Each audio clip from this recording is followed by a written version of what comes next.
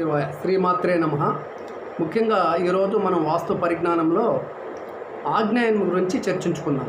ముఖ్యంగా ఆగ్నేయము చాలా ప్రమాదకరమైనది. గృహ ఆవరణలో కానీ ఫ్లాట్లో కానీ తూర్పు ఆగ్నేయం కానివ్వండి, అదేవిధంగా దక్షిణ ఆగ్నేయం కానివ్వండి పెరగకూడదు. ఇది చాలా దోషమైనటువంటిది. ముఖ్యంగా మనం ఏదైనా ఒక ఫ్లాట్ను కొనే ముందర ఆగ్నేయం లోపం లేకుండా తీసుకోవాలి. ముఖ్యంగా తూర్పు ఆగ్నేయం కానీ పెరిగినట్లయితే ఒక ఫ్లాట్కి కానీ ఒక స్థలానికి కానీ మనం నిర్మించేటటువంటి గృహానికి కానీ గృహం లోపల కూడా కాంపౌండ్ లోపల కూడా పెరిగినట్లయితే అక్కడ అల్ప సంతతి ఉంటుంది. ఒకవేళ సంతానం ఉన్న ఆకస్మిక ప్రమాదాలు జరగవచ్చు.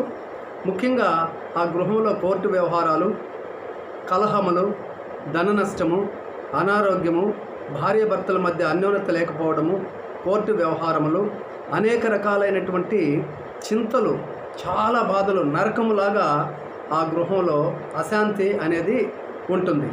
కనుక ముఖ్యంగా తూర్పు ఆగ్నేయం పెరుగుదల లేకుండా ఆగ్నేయంలో గుంతలు కానివ్వండి, లేదా కూపములు కానివ్వండి, లేదా గొయ్యలు కానివ్వండి, ఎలాంటివి లేకుండా కూడా చూసుకోవాలి. ఆగ్నేయం మూల కోణంలో ఇలాంటివి ఉండకూడదు. ముఖ్యంగా ఆగ్నేయం పెరిగినట్లయితే ఈతి బాధలు అనుభవిస్తారు.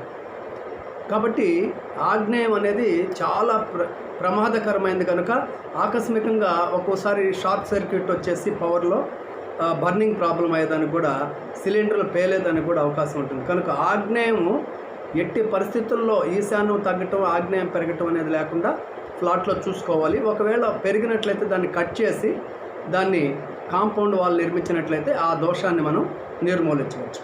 ఓం నమః శివాయ శ్రీమాత్రే నమః.